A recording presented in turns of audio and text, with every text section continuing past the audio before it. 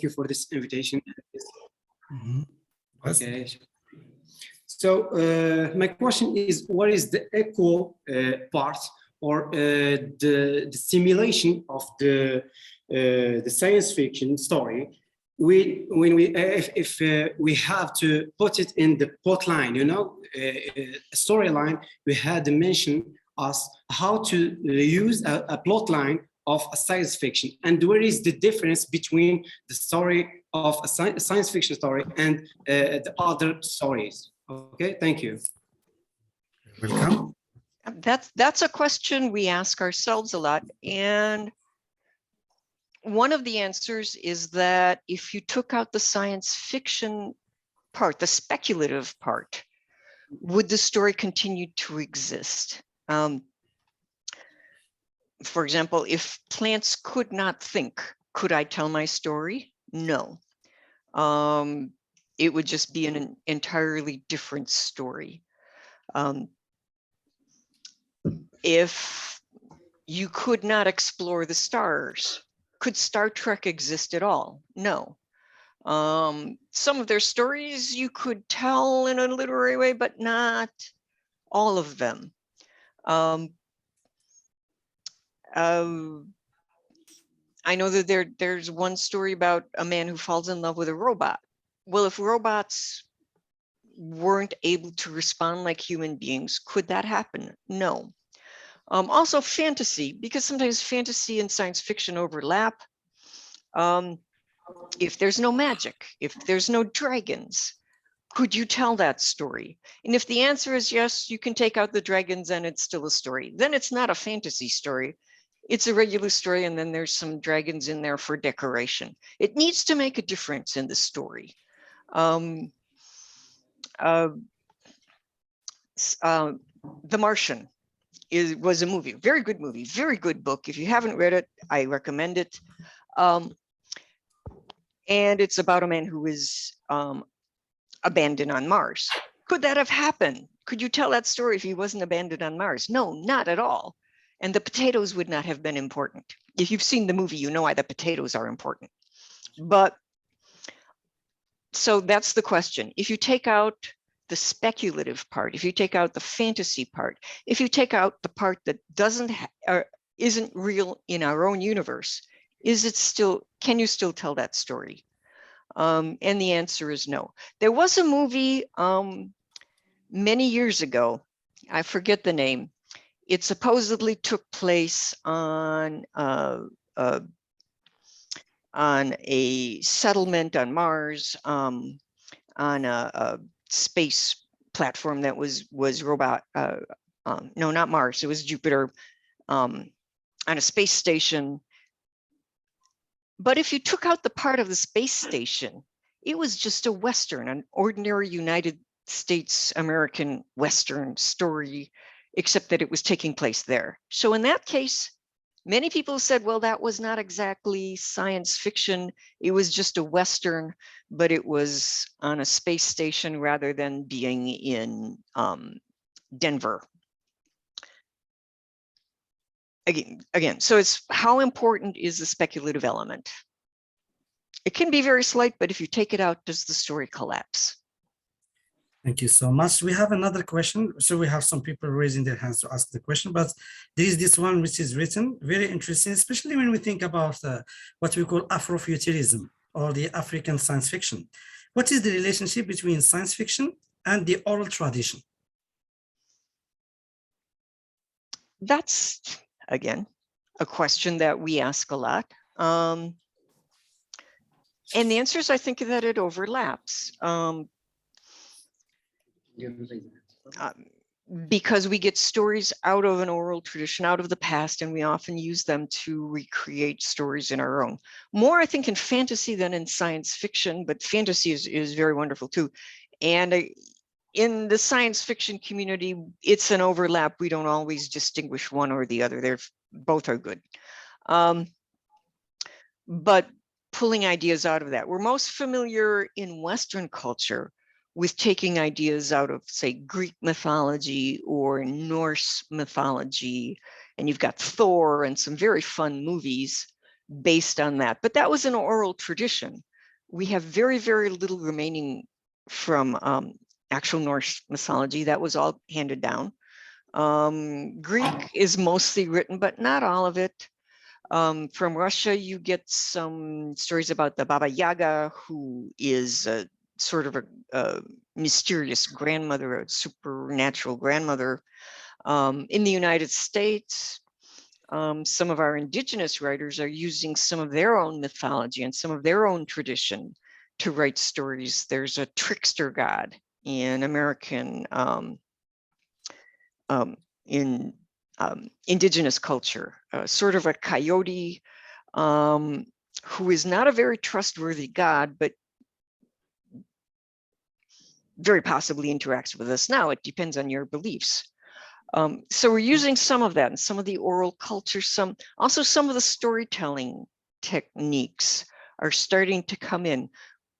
Science fiction has long used some of the ancient Greek methods of storytelling, which is there are 3 parts and you need certain elements and other elements. It goes in this way.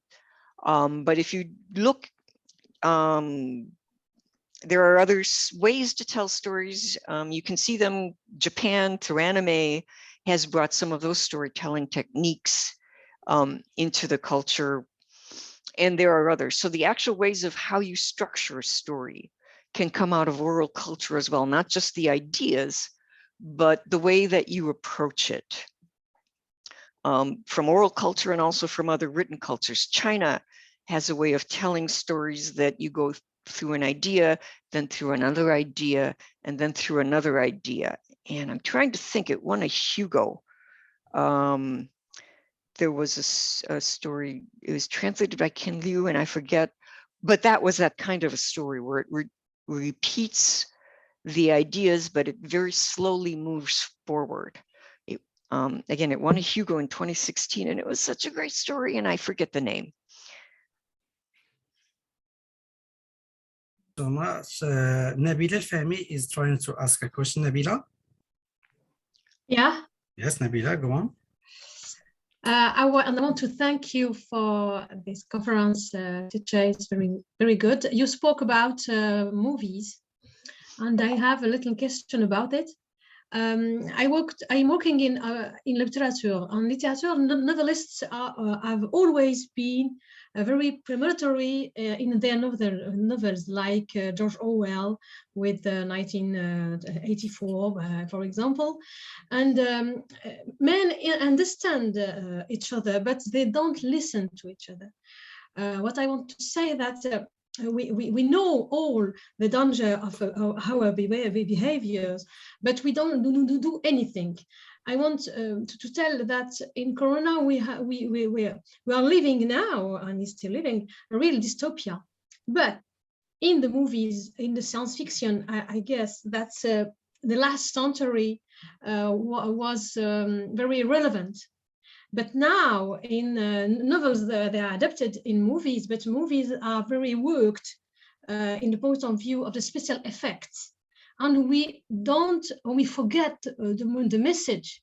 The message is not clear. Message is we are enjoying the images, we're enjoying the music, but we forget the message. What can you tell me about it? Thank you.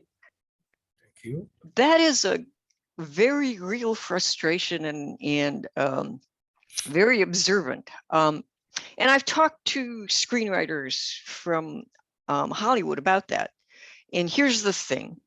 Movies tend to be made that will make the most money.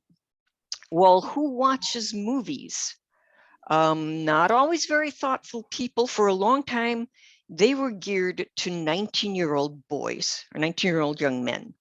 Those were the ones who spent the most money on movies. Well, what kind of movies did they want? Well, they want Thor and they want action and Doctor Strange. And those are fun movies. I'm not saying that. But as you say, they're not very thoughtful movies. They don't look very hard at things. So what you get out of Hollywood is what's going to make a lot of money. And it's not always satisfying. to think about it afterwards. So they're just fun movies, as you say. They don't tell us anything that you could get out of a more thoughtful novel. Occasionally, good movies are made. There's one, I think it's called Don't Look Up. And it's supposedly about a comet coming at us, but it's actually about climate change, that we know it's coming. We can see it happening and we don't do anything. Why don't we do anything? And that's what that movie tries to look at. It wasn't as big of a success. And people aren't talking about it as much as I wish that they would. So it happens. The movies accidentally almost get made that are thoughtful. TV does a better job at it right now, in part because it is cheaper to make a TV show than a movie, so you can be more experimental. But again, a lot of it is very light, doesn't ask very many hard questions, and that's just money. So authors that I write about that are trying to do serious things, we feel bad because people look at movies and they think that that's all that science fiction is. But what is actually written can be very, very different. Thank you so much. There is Sana Kaloubi who wants to ask a question. Sana. Good afternoon, Professor Fahli. Thank you. Good afternoon, Professor Burke. Thank you very much for your interest in webinar. So I'm afraid my intervention would be a kind of reiteration of what Nabila asked about.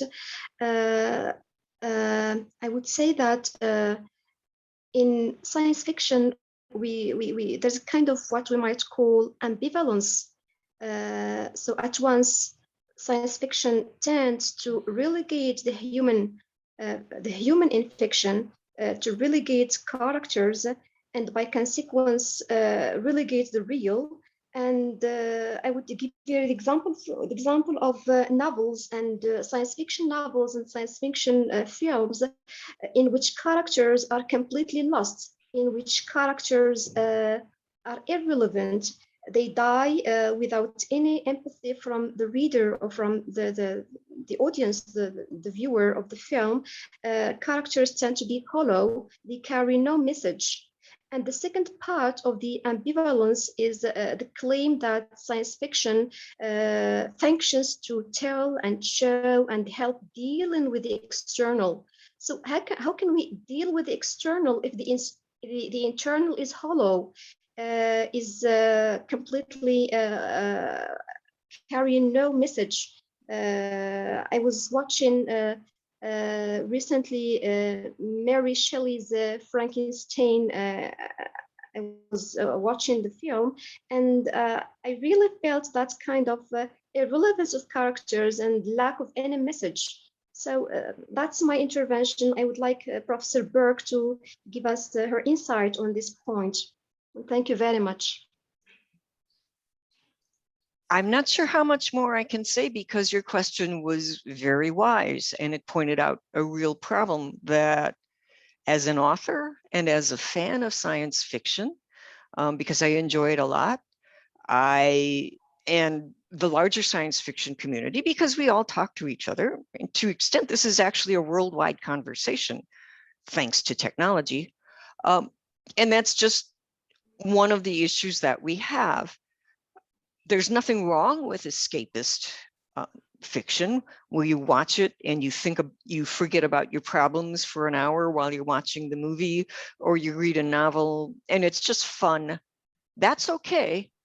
But hollow is the word that you use, and that's a very good word. It's hollow. What can it tell us about the human condition, about our own things, our own life? There is a movement now in science fiction, and it has been for a very, very long time, of trying to write more three-dimensional characters, people who really do change, people who have to change themselves, have to understand their own world better and understand themselves better to deal with things going on, and to show us what we give us things to think about. As you say, it doesn't always happen. Sometimes it does. And that tends to be awarded more in literature than in movies, as again, a matter of money. It's not cheap, but fairly cheap to make a book. A movie costs you millions and millions of dollars. And so they do a sure thing, but a shallow thing. Yes. Clear. Thank you so much. We have Sidi Mohamed.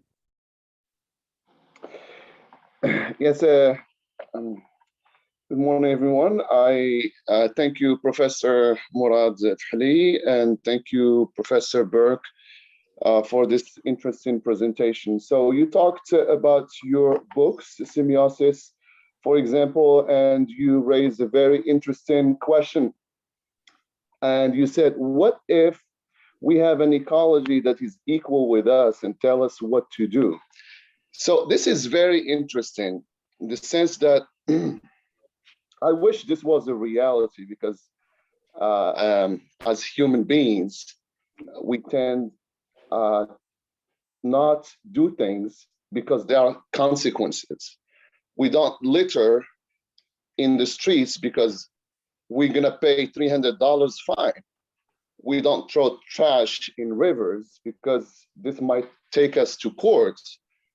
So these are like, you know, consequences of our deeds. So I wish that was the case with, you know, ecology and plants, and I assure you that we would have like treated the world differently. Second, in your second book, Immunity Index, you raised an interesting question again. You said, what if a disease came and humans don't know how to deal with it? That was in 2018. And so many other scholars, renowned scholars such as Noam Chomsky, talked about this before the pandemic. Was this, and you did the same thing in 2018, that was 2 years before the pandemic.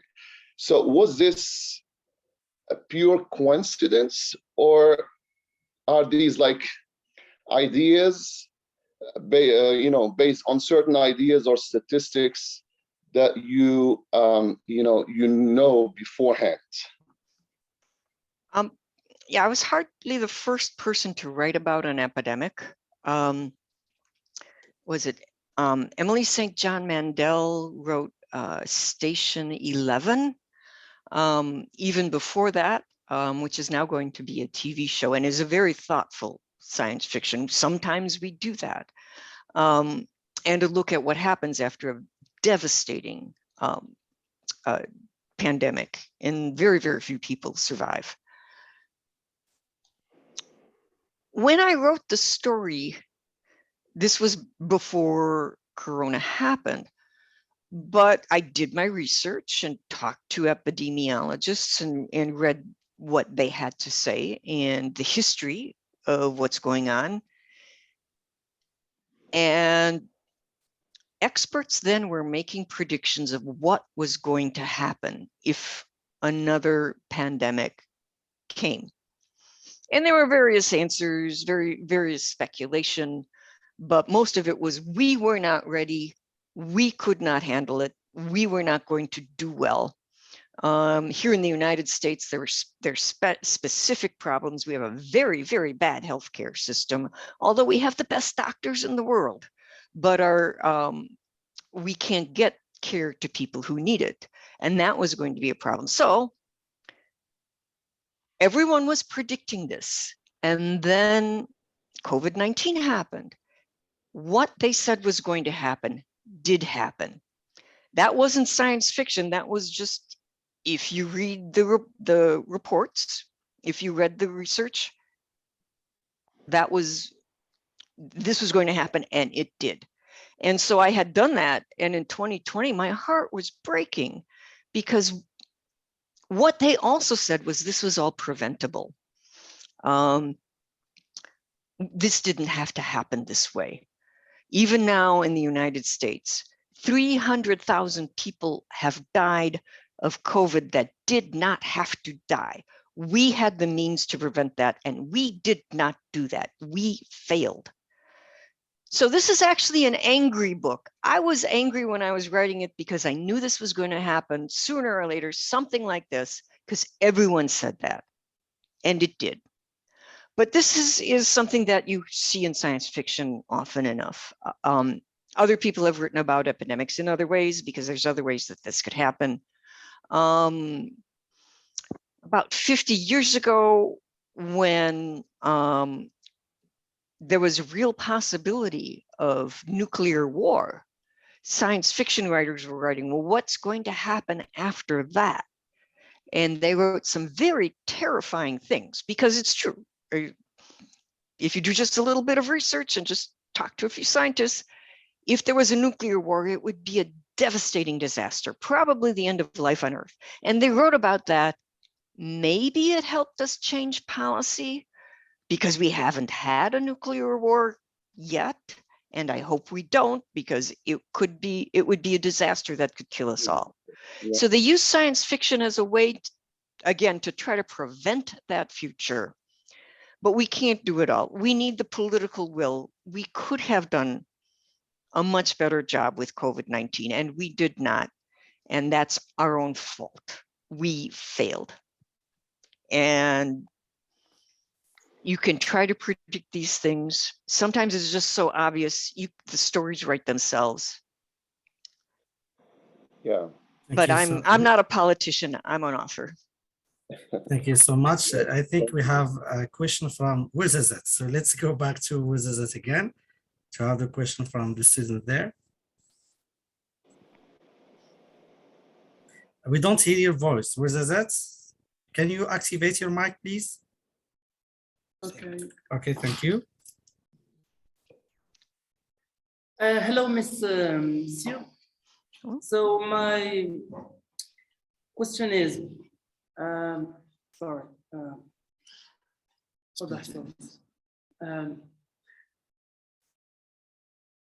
when you were writing Immunity Index, was there work of research, or did you you write that book in a more spontaneous and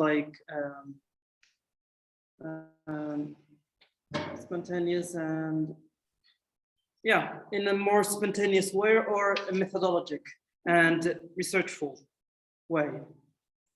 I'm not sure if it is clear. Yeah. Yes and no. I mean, I did the research for what's likely to happen in an epidemic. How do epidemics work? There's cloning in there. How does cloning work, and how does the science work? And that set me up with not just information, but conflict. If you can do cloning, then what can you do and what can't you do? As I say, if you make a woolly mammoth, is that even ethical? So I had those problems, but then I had to turn it into a story involving people. And that was the hard part, is because there are 4 characters in the story.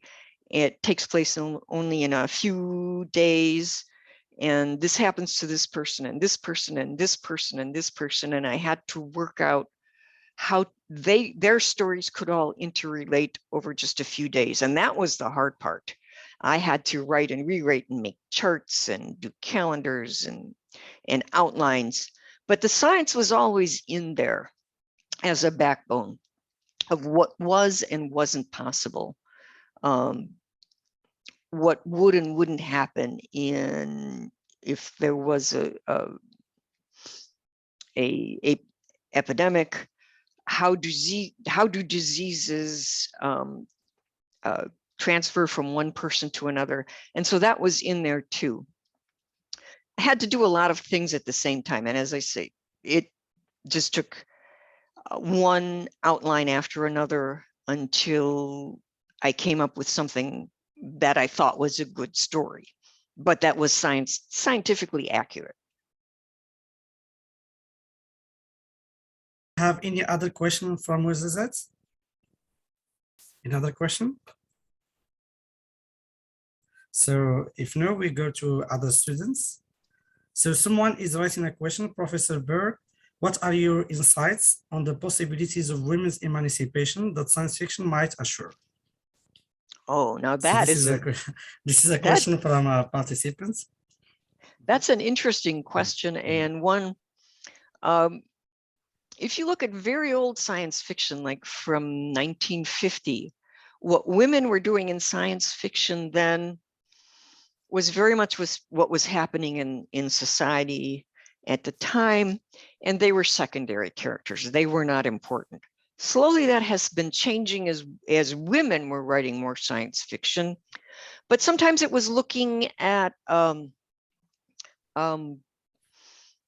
it again from a scientific, from a fictional idea. And I'm trying to think, it was a story, I think, set in Saudi Arabia, where women had the power to kill men. And so that were to explore, if women had power, what could they do with it?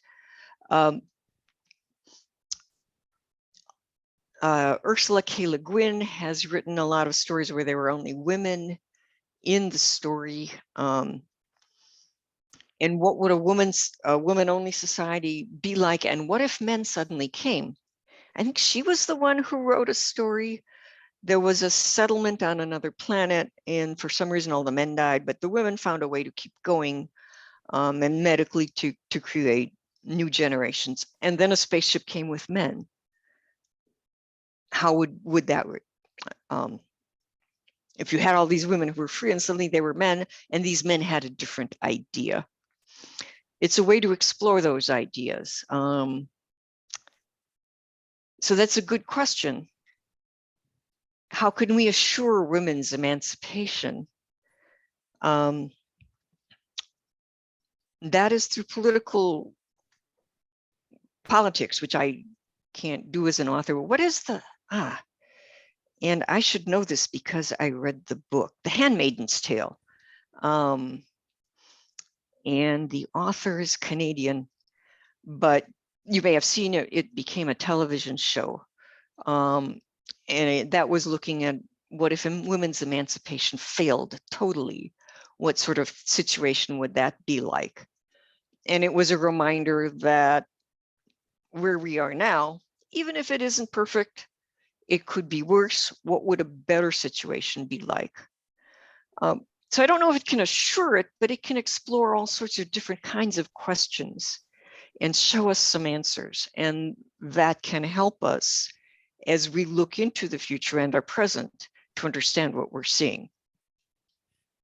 Thank you so much. Let's take two more questions from students. Any question from any students? C'est Mourad? Yes. Yes, Zuzi. By the way, Mr. Thank you so much. Good. Professor Zuzi is the head of the laboratory who is organizing this event. He is professor at the French department in the Faculty of Letters and the Human Sciences for Sais. So I think he wants to ask a question. Yes, Professor Zuzi.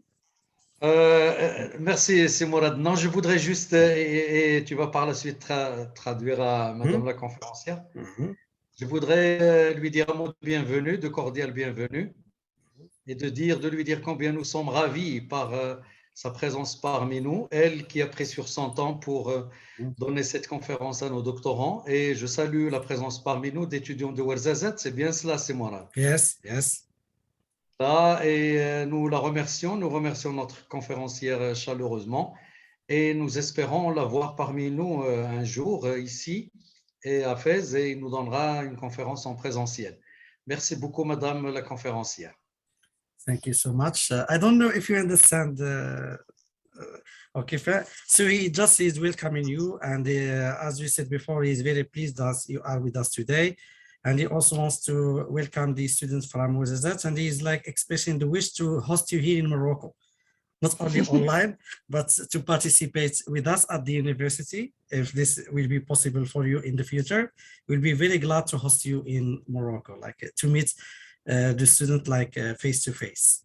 And this is the other side of the coronavirus, like this becoming online, because before it was difficult to think of something like this. I have a question like regarding race, because I know that there are some students working on this. race and science fiction, because in many of the movies that we watch and even the stories that it is always like the white hero. If we exclude Black Panther or whatever, so we started now to see stories in which you have like a black character as being the hero, so is there any change in science fiction narratives in terms of race? There has been. There's still ways to go.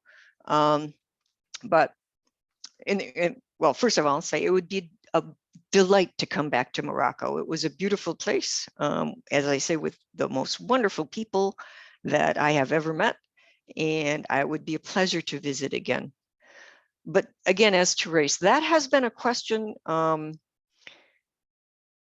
that particularly here in the United States we're asking, because again, science fiction is always about the present, and here in the present in the United States, especially if you have seen the news from just this weekend, we have problems in our country. In science fiction, there is a concerted effort to bring in questions of race, as well as questions of people from all over the world. How do we, because it is a world literature, but it has been dominated by English speakers. It has been dominated by the United States, and we're missing a lot of stories. Slowly that is changing, not fast enough. I'm a member of the Science Fiction and Fantasy Writers Association, which is mostly here in the United States.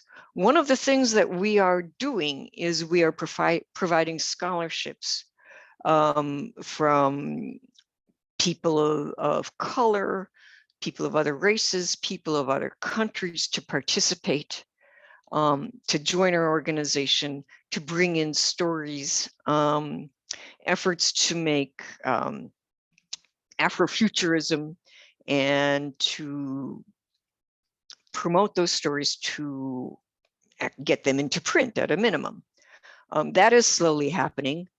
The World Science Fiction Convention will also be here in Chicago, where I live. And again, we're trying to find ways to bring in people in other countries. We will have tracks in Polish and in Spanish, because here in Chicago, those are actually two very important languages, Spanish and Polish. So we will be having some presentations in those languages. But we're trying to bring in people from other countries. We have scholarships.